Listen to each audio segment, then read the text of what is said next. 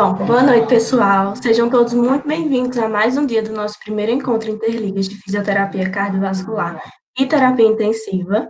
Lembrando que esse evento está acontecendo graças a uma parceria entre a Lificar, que é a Liga Acadêmica de Fisioterapia Cardiovascular, e a Lificarte, que é a Liga Acadêmica de Fisioterapia Cardiorrespiratória e Terapia Intensiva. Ao longo dessa semana, a gente também tem contado com o apoio do curso de fisioterapia do Centro Universitário Unifacisa e com o patrocínio da AC Cursos e Consultoria e da CERTRO, que é o Centro de Estudos em Reabilitação Traumato-Ortopédica. Nessa noite de quinta, vamos contar novamente com a participação da professora Jaqueline Evani como nossa moderadora da noite. Enquanto ela vai se conectando, eu vou falar um pouco sobre ela. Ela é graduada em fisioterapia pela Universidade Estadual da Paraíba, tem especialização em fisioterapia respiratória pela Universidade Federal de São Paulo, também é especialista em terapia intensiva adulto pela Sobrafi e é mestre em Ciências da Educação pela Universidade de Lusófona de Humanidades e Tecnologias em Portugal. Atualmente, ela trabalha como fisioterapeuta no Hospital Agamenon Magalhães, em Recife, e é docente do curso de fisioterapia da Unifacisa, no qual ministra as disciplinas de cardiologia e fisioterapia aplicada à saúde da criança. Seja bem-vinda, professora. Obrigada, boa noite, pessoal. Eu gostaria de as minhas boas-vindas, né, mais uma vez a todos vocês, nesse encontro Interligas, que está sendo um diferencial gigantesco aqui para a nossa instituição, né, contando com a participação de pessoas de outras universidades, de outras cidades, inclusive temos participantes que estão até fora do país, né? Então, para vocês verem, como é que se diz, o potencial dos nossos palestrantes e o primor em que se foi pensado em fazer esse encontro de ligas. Gostaria de dar um oi hoje muito especial a nossos dois ex-alunos, né, ligantes, César e Elaine. César hoje, ele era ligante da Lificarte, e passou no INCOR, hoje ele é fisioterapeuta no Instituto da Criança e no Instituto do Câncer em São Paulo, ambos do Hospital das Clínicas da USP. E um abraço, um beijo bem grande também para a Elaine, que hoje trabalha no INCOR.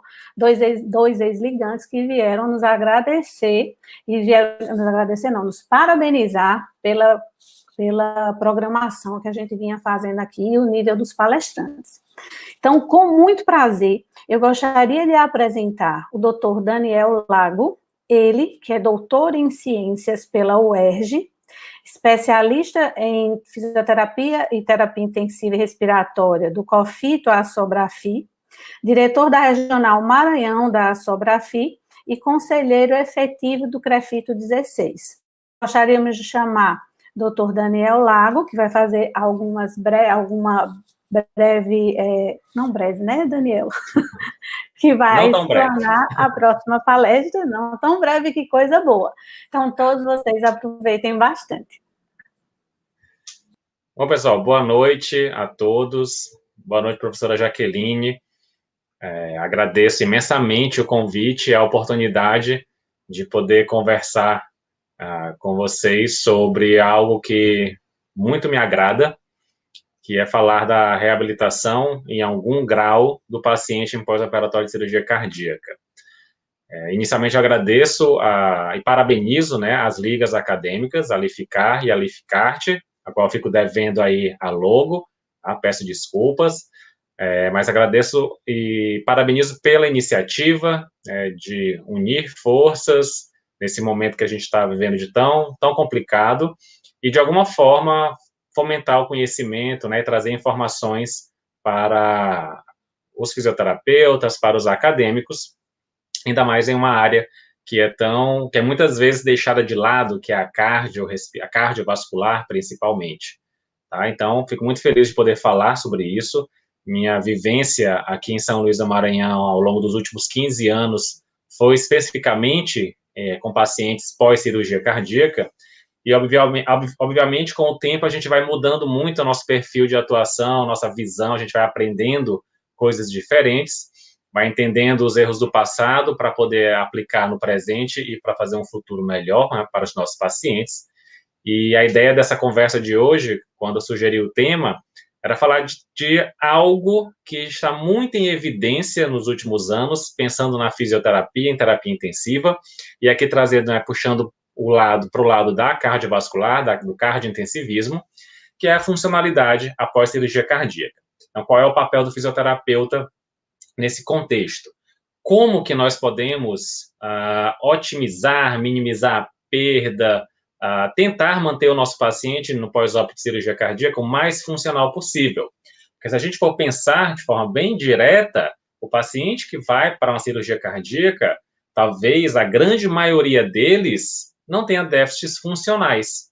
Eles podem ter algumas limitações por conta da doença cardíaca, mas do ponto de vista motor, do ponto de vista cognitivo, que é o que a gente tem que trabalhar também, são pacientes que não têm nenhuma alteração. E a cirurgia, o pós-operatório, pode trazer repercussões que vão impactar na funcionalidade e, logo, por consequência, vai impactar na qualidade de vida desses pacientes. Então, o que a gente pode fazer do ponto de vista da fisioterapia, no pós-operatório, na fase mais aguda, no que chamamos de fase 1 da reabilitação cardiovascular, o que a gente pode fazer para minimizar essa perda funcional ou manter o nível de funcionalidade do nosso paciente em pós-cirurgia cardíaca.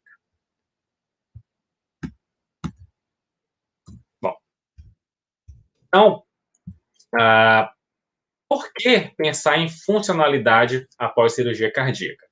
Porque, como a frase do título desse slide já nos diz, a cirurgia cardíaca gera disfunção. E quem está falando isso não sou eu, tá? São os trabalhos, as pesquisas, os autores que estudaram isso em algum momento. A gente traz alguns trabalhos nesse slide, né, esse trabalho do professor André Cordeiro, lá da Bahia, que eu pude fazer parte também, mostrou, lógico, não é o objetivo do trabalho, mas se a gente for analisar os dados, a gente observa que os pacientes, após cirurgia cardíaca, têm redução da capacidade funcional. Ou seja, são pacientes que, no teste de caminhada de 6 minutos, andam menos, né? Tem perda na quantidade de metros caminhados após a cirurgia cardíaca. Então, já tenho aí uma perda funcional clara. Pacientes pós-cirurgia cardíaca têm piora, tem redução na função pulmonar. Então, a gente vai observar piora no padrão de ventilação do paciente, né, mensurada aí, por exemplo, pela espirometria. São pacientes que perdem capacidade vital, que perdem pico de fluxo expiratório, que perdem volume expiratório forçado. Então, tem um impacto funcional na função pulmonar.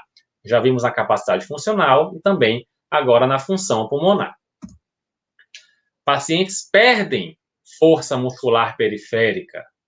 Esse trabalho do professor Lucas Cacau, lá de Sergipe, trouxe isso, né? Um trabalho que avaliou a força muscular periférica de pacientes após cirurgia cardíaca, trouxe essa informação. Força de quadríceps é perdida, então a força muscular periférica vai ser reduzida nesses pacientes. E vamos pensar aqui que são pacientes, nesses estudos, que evoluem bem após a cirurgia cardíaca, né? Evoluem sem grandes complicações, que passam de forma tranquila, mas mesmo assim, cursam com disfunções e também acabam perdendo força muscular respiratória. Então, vamos pensar nesse contexto todo, do ponto de vista funcional. Eu tenho um paciente que entra sem dificuldades respiratórias, sem comprometimento da função física e, após a cirurgia, cursa com essas alterações. Perde capacidade funcional, perde força muscular periférica, perde força muscular respiratória, perde função pulmonar. Então, por conta disso, é fundamental que a gente tenha esse entendimento, que a gente tenha essa informação em mente quando vai atender um paciente pós-cirurgia cardíaca, para que a gente possa buscar estratégias terapêuticas que vão, de alguma forma, a amenizar essas alterações. E aí, por que a cirurgia cardíaca gera disfunção? Quais são os motivos que podem desencadear essa perda de função? O primeiro deles é a imobilidade no leito. Isso a gente já sabe. O paciente na terapia intensiva, paciente crítico, independente de onde veio, é um paciente que tende a ficar mais imóvel no leito. Então, talvez esse seja um dos principais inimigos. Manter o paciente restrito ao leito, manter o paciente imóvel no leito, traz repercussão na função desse paciente. Na cirurgia em si, o uso da circulação extracorpórea. Então, a gente sabe que o contato do sangue com as superfícies não epitelizadas, né, que tem no sistema, no circuito da SEC, eles vão, de alguma forma, causar alterações, respostas inflamatórias. Então, o paciente é extremamente inflamado após a cirurgia. É um paciente que pode ter repercussões funcionais por conta desse status de inflamação aguda que ele cursa. Ventilação mecânica, e aí a gente associa a ventilação mecânica à imobilidade no leito, e quando eu penso em cirurgia cardíaca, um tempo prolongado de ventilação mecânica me traduz um pós-operatório complicado. Então, vai linkando uma coisa com a outra, né? O paciente ficou mais tempo em ventilação mecânica porque ele complicou, muito provavelmente, da cirurgia. Então, se ele complicou e está mais tempo em ventilação mecânica, ele vai ficar mais imóvel no leito também. Então, é uma cascata aí de eventos. A dor atrapalha demais a reabilitação pós-cirurgia cardíaca. Imagina só que você tem o seu tórax aberto, cerrado, seu externo cerrado, então incomoda, dói bastante, por mais que se tenha protocolos de analgesia, né, para tentar minimizar esse desconforto, interfere, e com dor o paciente tende a não querer se movimentar, e não se movimentando ele vai ficar mais tempo no leito, e aí gera esse processo de disfunção. Os drenos, paciente pós-cirurgia cardíaca sai com drenos torácicos, drenos pleurais, drenos mediastinais, que muitas vezes limitam também a mobilização desse paciente, a mobilidade desse paciente, tanto por dor, tanto pela característica do dreno, que pode interferir, pode limitar, né, pode ser, alguns cirurgiões muitas vezes não gostam, né, não permitem que o paciente seja mobilizado precocemente por conta de alguns tipos de drenos. Os acessos venosos, que interferem também na mobilidade, as drogas vasoativas, muito comum após cirurgia cardíaca, pacientes usam vasoconstritores, inotrópicos com muita frequência, noradrenalina, dobutamina, talvez sejam as drogas mais comuns. Então, a gente vê um cenário onde o paciente tem vários fatores limitantes, vários fatores que vão restringir o potencial de mobilização desse paciente. E aí, eu, como fisioterapeuta, já conhecendo que a cirurgia causa disfunção e que os motivos que levam à disfunção estão bem claros, eu penso que o nosso principal objetivo não é melhorar a função do paciente, mas sim evitar que ele perca função, minimizar a disfunção. Na minha visão, como fisioterapeuta de terapia intensiva cardiológica durante 15 anos, eu entendo dessa forma. Ele entra sem disfunção, e ele vai ter disfunção pós-cirurgia.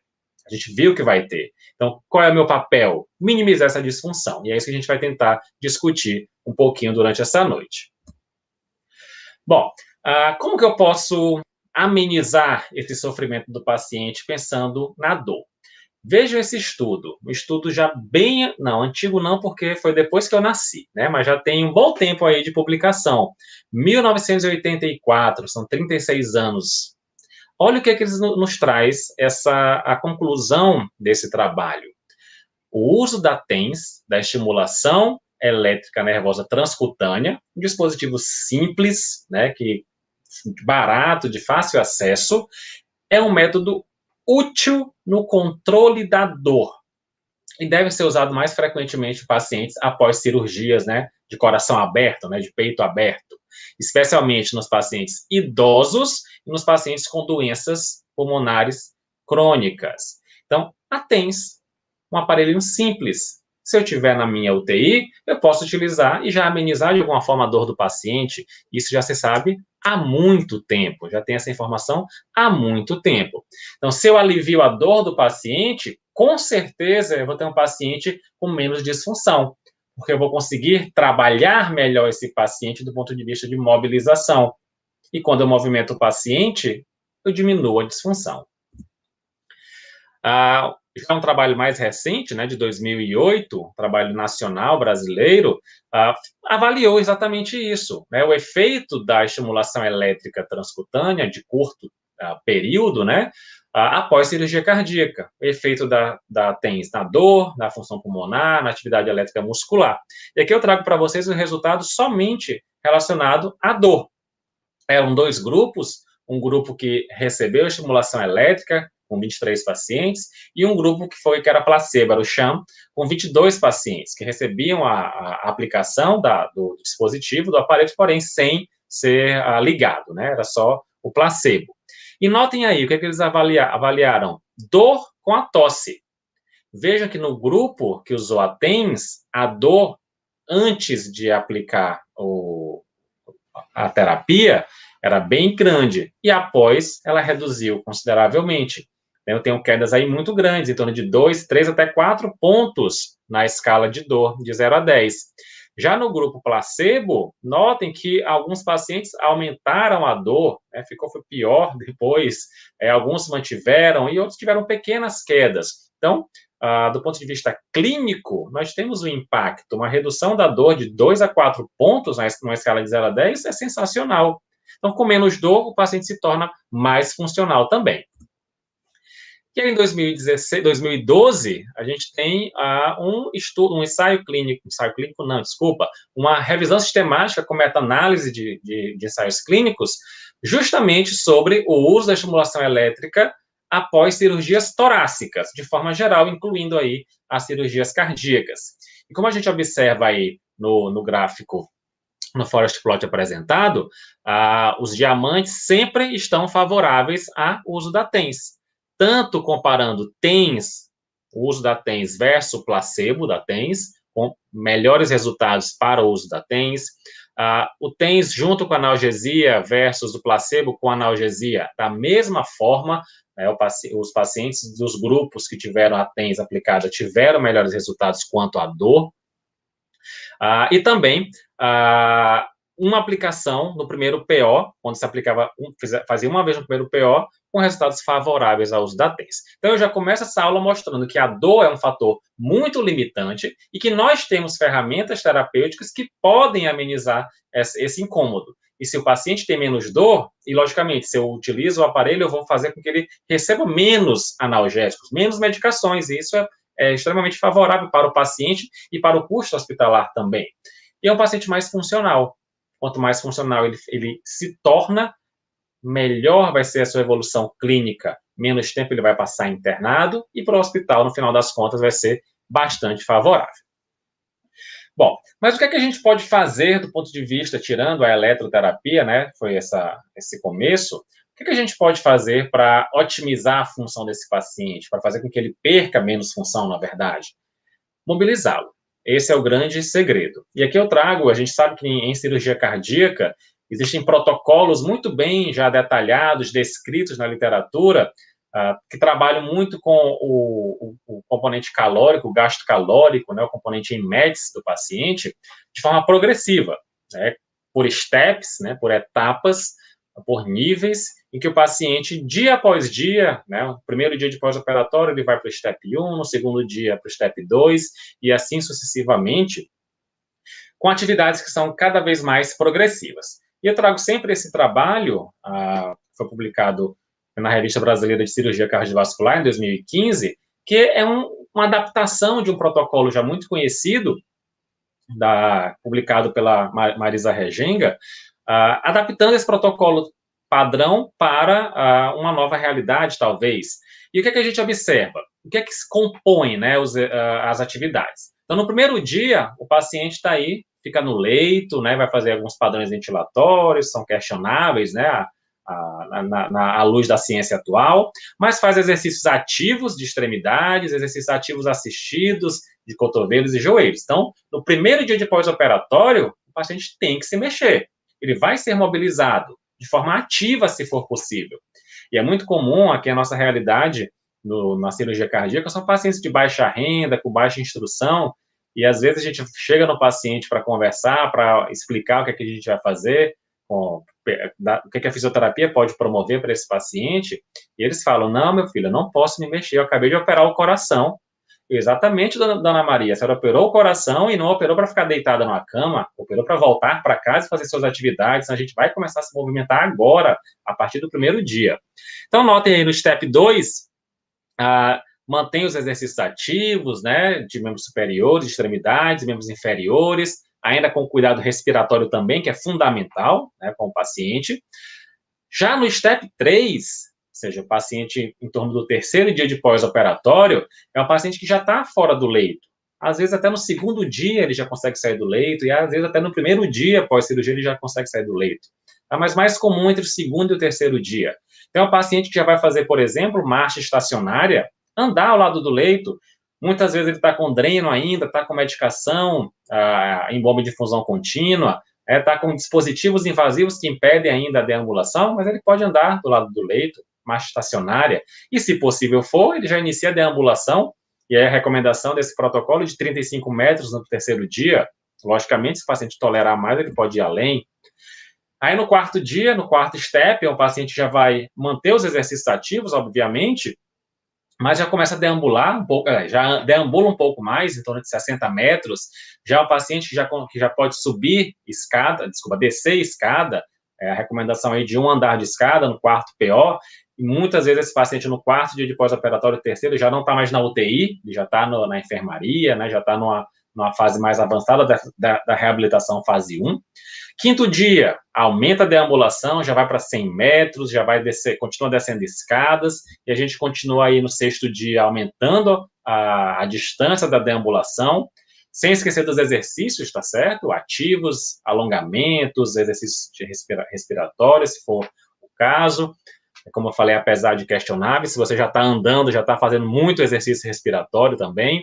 Então, andar 160 metros no sexto dia de pós-operatório, já descer dois andares de escada, então já tem uma evolução bem maior. E aí, no sétimo dia, que corriqueiramente é o limite que o paciente costuma ir de alta para casa, né, 7 dias após a cirurgia, a recomendação desse protocolo é que o paciente ande 200 metros, então já tem uma caminhada bem interessante, e já desça 3 andares de escada. Então, notem que é um protocolo que é progressivo, mas que foca bastante no movimento. Além dos exercícios de mobilização ativa no leito, andar, mobilizar o paciente, botar ele para caminhar. Talvez esse seja um dos principais pontos que vão minimizar a disfunção, minimizar a perda de função do paciente. E se a gente consegue fazer isso precocemente, lá no primeiro dia de pós-operatório, fica muito mais fácil. A reabilitação vai ser muito mais interessante. E nesse mesmo trabalho, o Winkelmann traz para a gente, dia por dia, né, PO por PO, em que step os pacientes se encontravam. Nesse estudo aí foram com 99 pacientes, se não me engano, 96 pacientes. Então, notem, no primeiro dia, no POI, né, no pós-operatório imediato, 92% dos pacientes estavam no step 1. Então, já lá fazendo atividades no leito. No primeiro dia de pós-operatório, aí já a grande maioria, 63%, já estavam no step 2. Então, os pacientes já estavam fazendo mais atividades. Mas já tinha paciente no primeiro PO no step 3, ou seja, deambulando. Tá? Isso pode acontecer. Não é tão frequente como a gente viu aí, 3% somente, mas já tem pacientes deambulando. Mas no segundo dia, já tem um percentual bem maior. 36% dos pacientes já caminhando. No terceiro dia de pós-operatório, já tenho aí 19% dos pacientes no step 4. No quarto PO, já estão no step 5, 12%, mas a maioria entre o terceiro e o quarto step. E assim vai caminhando até o sétimo PO. Sendo que nesse estudo, no quinto pós-operatório, dia de pós-operatório, 43% dos pacientes já tinham alta, né, já saíam do hospital. Tá? Um número bem grande, né, quase a metade dos pacientes no quinto PO já indo de alta. Então, notem, é algo progressivo. Cada dia que passa, eu aumento a intensidade de atividade do paciente. E, logicamente, eu vou ter pacientes que vão precisar de mais tempo no mesmo step. Mas o fundamental que a gente tem em mente, eu preciso mobilizar esse paciente. Eu tenho que buscar a mobilização o mais precocemente possível desse paciente. E não é mobilizar de forma passiva ou assistida, mas estimular a mobilização ativa. estimular a retirada do leito, a sedestração beira-leito, a sedestração fora do leito e a deambulação. Esse é o nosso caminho para minimizar essa disfunção. Em 2016, se não me engano, esse trabalho do colega aqui do Pará, Daniel Torres, esse é apenas um protocolo, né, que ele aplicou no estudo dele, semelhante, né, aos protocolos já anteriores, mas ele traz uma diferença, que no primeiro dia de pós-operatório, ele já iniciava, aliás, ele incluía, né, no processo de reabilitação, o ciclo ergômetro. É o paciente realizar exercícios aeróbicos, né, cíclicos, de membros inferiores, durante 20 minutos, já no primeiro PO, sendo 5 minutos de aquecimento, 10 de exercício de baixa intensidade e 5 de recuperação, com uma rotação de 30 ciclos por minuto no ciclo ergômetro, tá? Essa imagem não é do trabalho, essa imagem é lá do hospital, que a gente também faz a mesma coisa, né? A gente utiliza a cicloergometria no paciente pós-cirurgia cardíaca. Então, traz esse adicional aí. Além dos exercícios respiratórios, de mobilização, incluía aí também já a cicloergometria, a partir do primeiro dia de pós-operatório. E, logicamente, a partir do segundo, terceiro dia, o paciente já ia caminhar. Então, se ele pode andar, não precisa fazer o cicloergômetro lá paradinho, se ele tem condições de caminhar.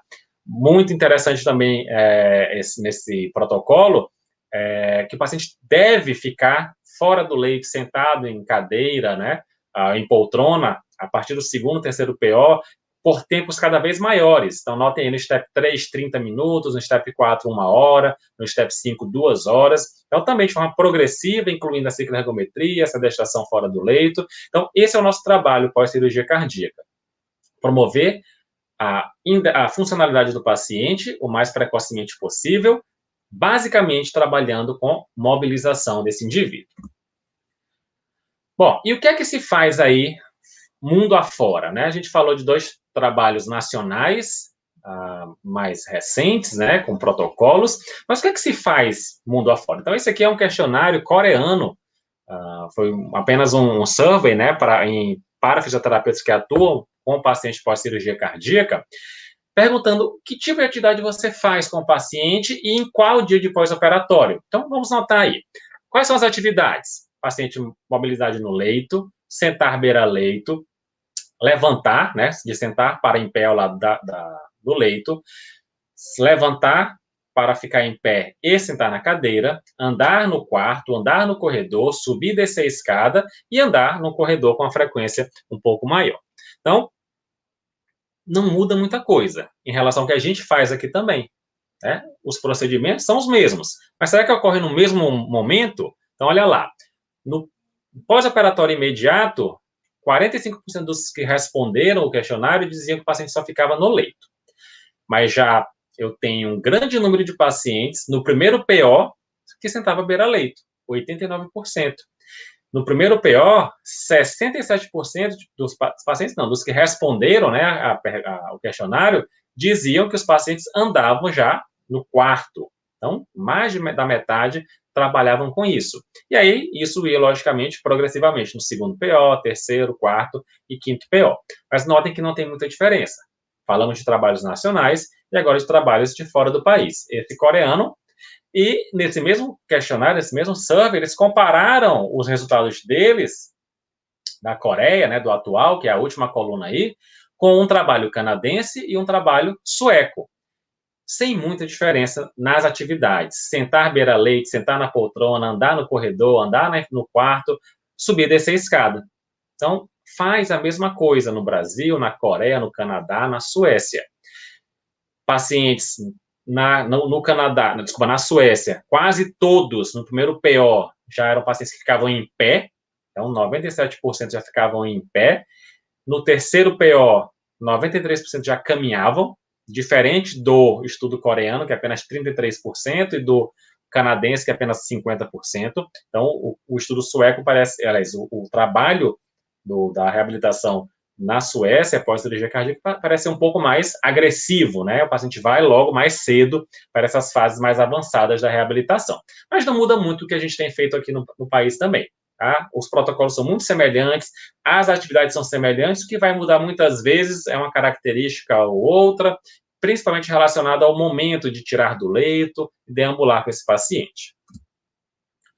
Um estudo grego também fez o mesmo levantamento, né, questionou aos profissionais como que era a prática da reabilitação pós-cirurgia cardíaca desses pacientes. Então, da mesma forma, mobilização no leito ou na poltrona, ficar em pé, andar no quarto, andar no corredor, exercícios de extremidades, né, torácica e membros superiores, inferiores.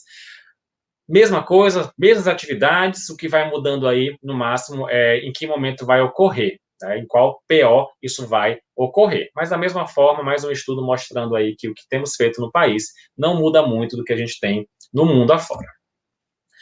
Bom, então falando de alguns estudos relacionados à mobilização, à funcionalidade do paciente pós-cirurgia cardíaca. Esse trabalho do André, lá da Bahia, do professor André Cordeiro, avaliou os efeitos hemodinâmicos do treino em ciclo ergômetro pós-cirurgia cardíaca. Então, o protocolo dele era de 20 minutos de atividade, foram 12 pacientes, 20 minutos de exercício a partir do terceiro PO. Ou seja, pacientes que estavam na enfermaria, não eram pacientes na UTI, pacientes na enfermaria que iam pedalar. Temos um outro estudo, também posterior a esse do professor André, também nacional, com 14 pacientes que já faziam cicloergometria 2 vezes ao dia. O do André era só uma vez, tá? O do grupo da Trevisan, 2 vezes ao dia, a partir do terceiro PO também, e também por 20 minutos. E aí, o que a gente fez aqui no nosso serviço? A gente antecipou isso daí. Então, a gente trouxe essa cicloergometria mais para perto do dia da cirurgia.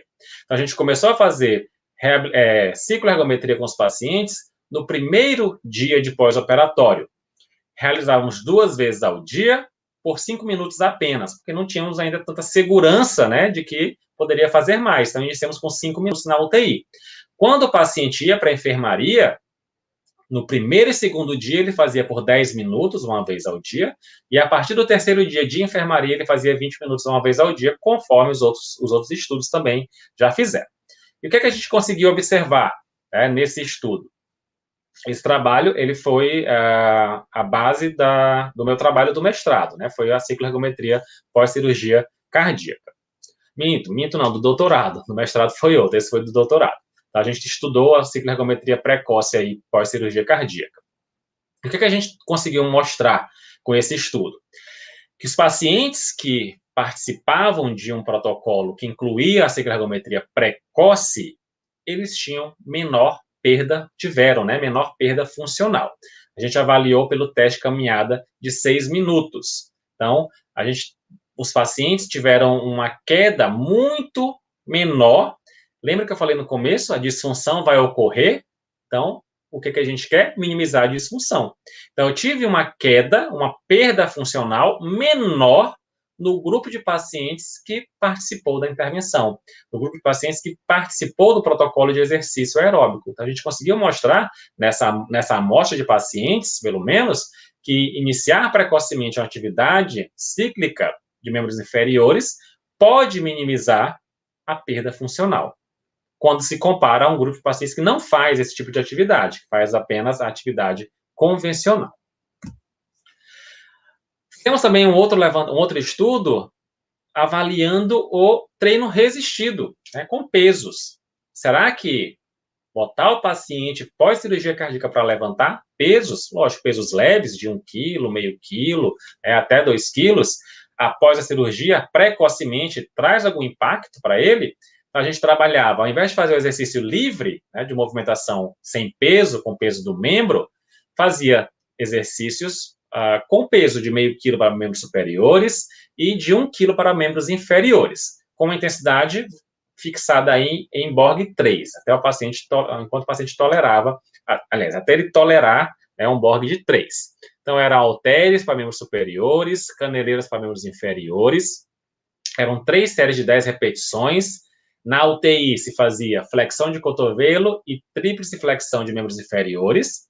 Na enfermaria continuava, né, com os mesmos exercícios, mais a abdução de quadril e exercícios para panturrilhas.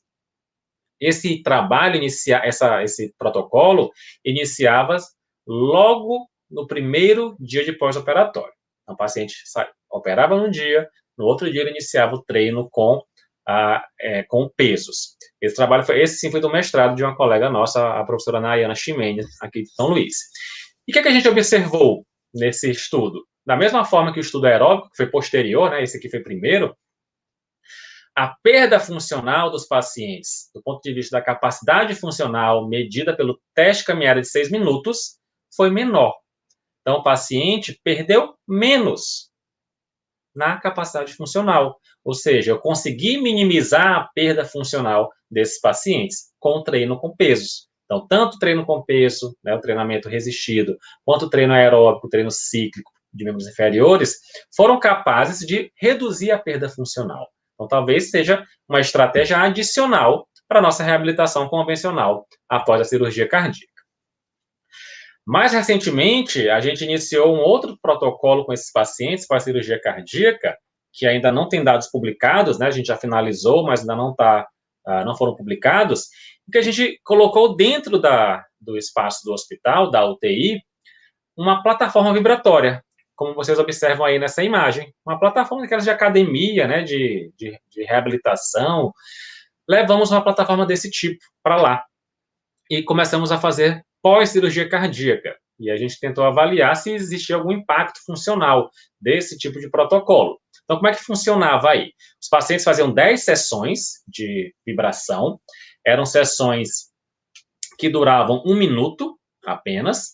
No primeiro e segundo dia, a gente fazia 3 séries de 1 minuto, com a frequência de 5 Hz, e ia progredindo. Uma série a mais, né? Uma série de 1 minuto a mais, e 1 Hz de frequência a mais. Então, na terceira e quarta sessões, 4 séries de 1 minuto, 6 Hz.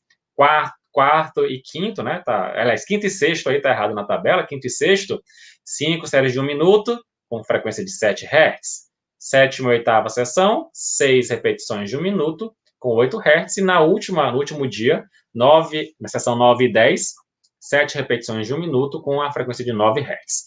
A frequência era aumentada por conta da acomodação do paciente, né? O corpo se adapta, né? Se acomoda a essas vibrações. Então, a gente aumentava 1 Hz por dia. E aumentava também a quantidade de repetições. Eram feitos 5 dias, eram 2 sessões por dia. Então, 5 dias.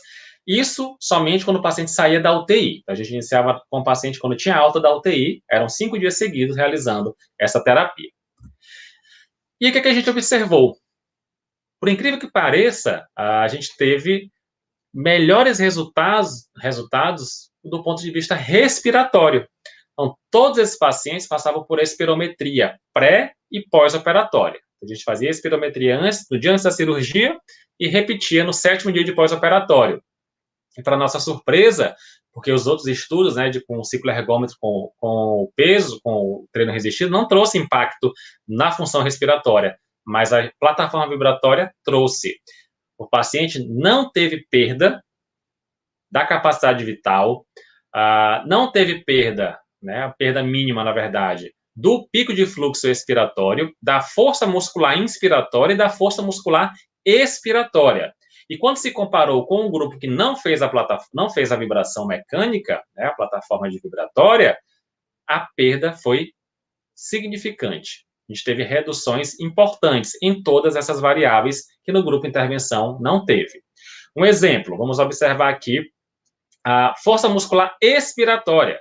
No grupo que fez a plataforma, a média era de 71 centímetros de água no início, e no final, no 7º PO, 64,8. Então, uma diferença de 6,2 a menos. Enquanto no grupo intercontrole, a perda foi de 8,7. No grupo intervenção, quanto a PI máxima, houve uma perda de 10,4 centímetros de água em média. Já no grupo controle, 27 centímetros de água, ou seja, quase 3 vezes mais a perda.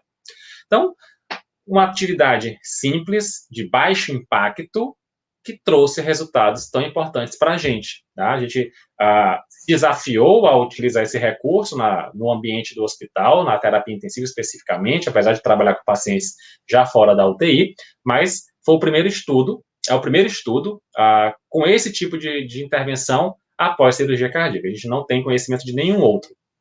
Tá? com esse perfil de atuação, de atividade. Bom, já quase finalizando, eu acho que já tem quase 40 minutos aí de conversa.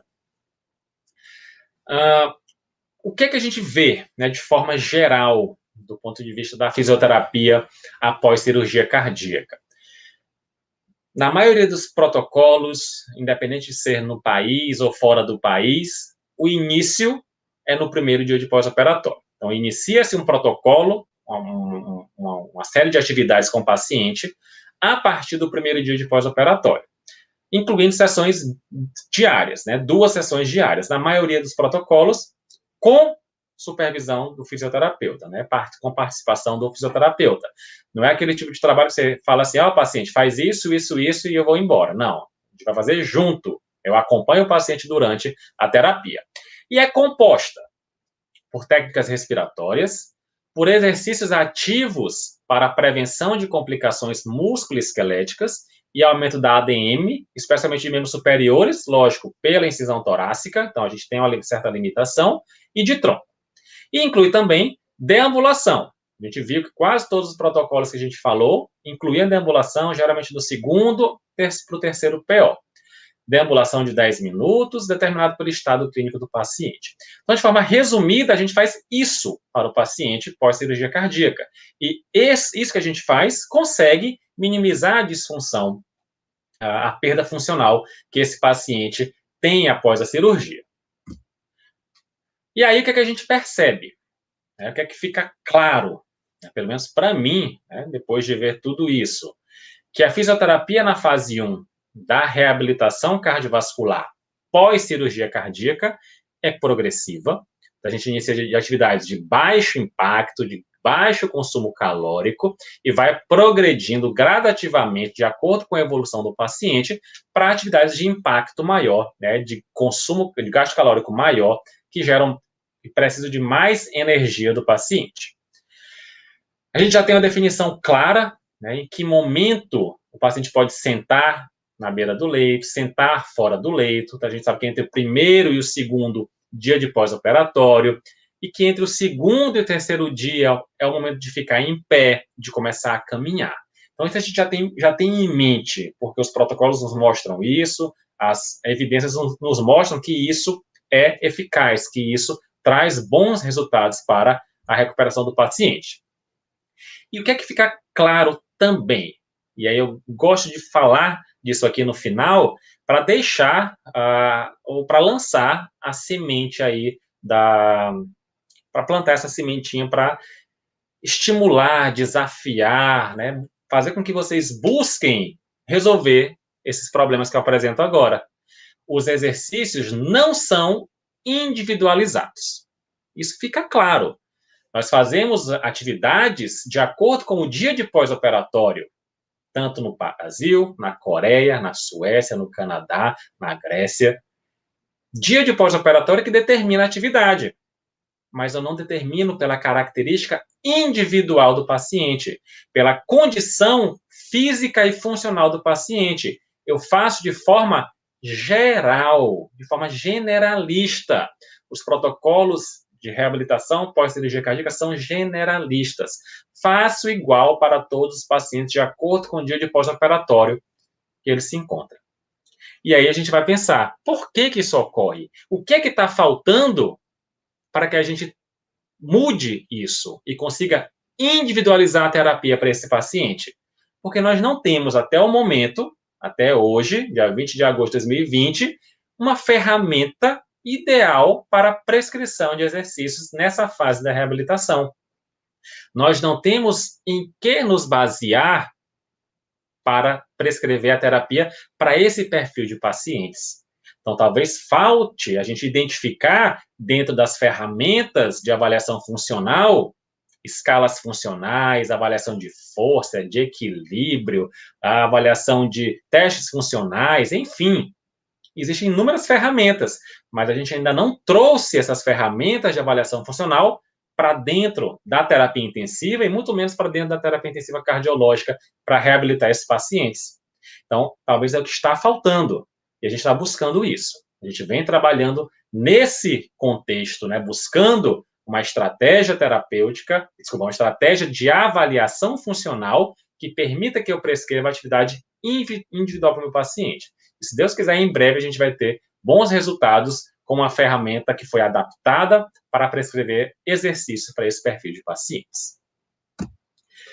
Novamente, eu agradeço imensamente a Alificar e a Alificarte pelo convite, pela oportunidade. Parabenizo muito pela iniciativa. A gente precisa ter atividades desse tipo, aproveitar que, por mais que a gente já tinha essa ferramenta, né, da internet, da comunicação à distância, a pandemia aflorou muito mais, então permitiu que a gente se aproximasse, conhecesse novas pessoas, mesmo no mundo virtual, mesmo à distância. Mas parabéns por utilizarem essa ferramenta, aproveitarem esse momento para poderem, de alguma forma, contribuir com a formação de acadêmicos e com a capacitação de profissionais. Muito obrigado a todos, eu fico à disposição para qualquer questionamento sobre o conteúdo. Olá, retornando por aqui, gostaria de agradecer ao professor Daniel pela excelente explanação, né, que engrandece muito a fisioterapia de uma forma geral. Gostaria de agradecer a presença da coordenadora da Alificar, a professora Jéssica, está aqui conosco também, conseguiu dar uma escapadinha, infelizmente ela não pôde estar presente hoje, por conta de reposição de aulas, né, mas aqui conosco. Eu gostaria, antes de abrir para perguntas, eu gostaria de falar algumas coisas que eu achei bastante interessante na tua fala, Daniel, principalmente quando a gente começa a falar que fisioterapia é movimento. Né? Sim. Fisioterapia é movimento, fisioterapia é conhecimento, e acima disso tudo, é muito importante para que a gente tenha esse conhecimento, que a gente busque, através de estudo, de mutação, né? O sucesso não vem à toa, né? O sucesso é árduo, a gente tem que batalhar para chegar até lá, né? Então, é preciso fazer com que o paciente confie em você. Sim, com certeza. Para que o paciente confie, né? Ele precisa sentir que você sabe o que está fazendo.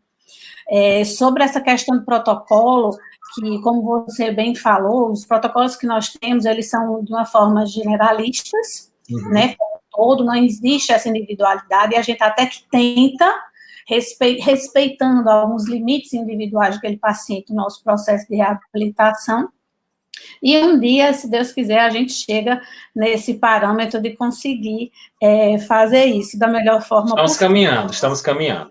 Respeitando a individualidade, né? Eu sempre digo, protocolos são diretrizes. Eu falo a mesma coisa, são guias. Né? São guias. Eu vou por aqui, mas eu vou ter que adaptar. Exatamente. O protocolo, quando ele é muito fechado, às vezes ele amarra muito, às vezes o paciente pode dar mais, não é verdade? Mas, assim, é um parâmetro de segurança muito grande, concordo contigo. Sim. É um parâmetro de segurança muito grande que a gente tem com a realização desses protocolos, né? Então, eu gostaria de iniciar o ciclo de perguntas. Primeiro, uma pergunta da aluna Luana Batista, que ela fala sobre os exercícios resistidos que são realizados com esses pacientes, vão servir também para ganho de mobilidade, e também no aumento da VO2 máxima, além de ganho de força e massa muscular? Ótimo, Luana, obrigado pela pergunta. Assim, na minha visão, nesse momento, né, da reabilitação, que é um momento muito agudo, eu não me preocupo muito nesse condicionamento do paciente, digamos assim. Como eu falei no início, talvez eu enfoquei bastante, minha preocupação nessa fase inicial é fazer com que ele não perca, e não com que ele ganhe. Porque a cirurgia vai trazer disfunção, vai fazer ele perder, tá certo? Então, eu não quero que ele ganhe força, que ganhe massa muscular. Eu quero que ele mantenha o que ele tinha antes da cirurgia, ou que ele perca o mínimo. Obviamente, eu vou ter benefícios na mobilidade, eu posso ter alguma alteração no VO2, logicamente, mas não é o objetivo nesse momento. Eu vou me preocupar com isso na fase 2 da reabilitação, aí eu vou me preocupar mais com esse tipo de coisa, em ganhar. Mas na fase inicial, na fase 1, pós-cirurgia cardíaca, o meu foco é em não perder, tá? Imobilizar o paciente para que ele não perca a função que ele tinha previamente à cirurgia. Uma outra pergunta bem interessante de Lenir Lemos, né? Ela pergunta: os fios de aço usados para o fechamento do tórax não podem influenciar negativamente no uso do TENS? Não, de forma alguma. Não há, pelo menos não conheço relatos de alguma interferência, tá certo? Inclusive, a gente vai colocar a colocação dos eletrodos, né? É para external, não é? Eu vou colocar em cima do fio. Eu vou colocar ele paralelo ao externo, dos dois lados, tá? Então, não vou estar direcionando para a posição do fio, tá certo? Logicamente, se eu colocar direto em cima do fio, pode ser que haja alguma interferência, mas o meu trabalho, meu posicionamento é para external. Então, por isso, eu não vou ter influência. Não vai atrapalhar, vou poder fazer com segurança. Aí, um detalhe, logicamente, pacientes que saem da cirurgia, alguns deles cursam com alterações com arritmias, que vão necessitar de marca-passo, aí eu posso me preocupar um pouco mais. Né? Nos pacientes que usam marca-passo, pode ser que eu tenha algum tipo de interferência, tá? Mas pelo fio de aço não há problema algum. Joia, muito bom. Alguém mais gostaria de fazer alguma pergunta ao professor Daniel sobre a palestra, alguma dúvida que vocês ainda tenham nessa fase de reabilitação? Não?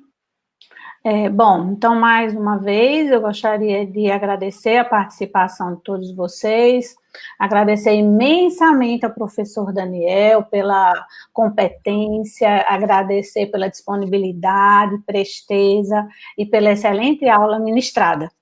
Muito obrigada, Daniel. Obrigado, professora Jaqueline, obrigado ao pessoal das ligas acadêmicas. Fico à disposição, tá certo? Quando precisarem novamente alguma atividade, podem contar comigo que meu intuito é difundir a fisioterapia onde eu vou, mesmo que eu esteja em casa, mas eu estou difundindo da mesma forma.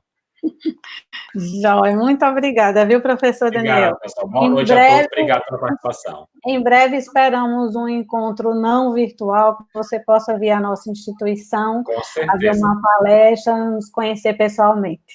Com certeza, fico à disposição. Obrigado. Obrigada.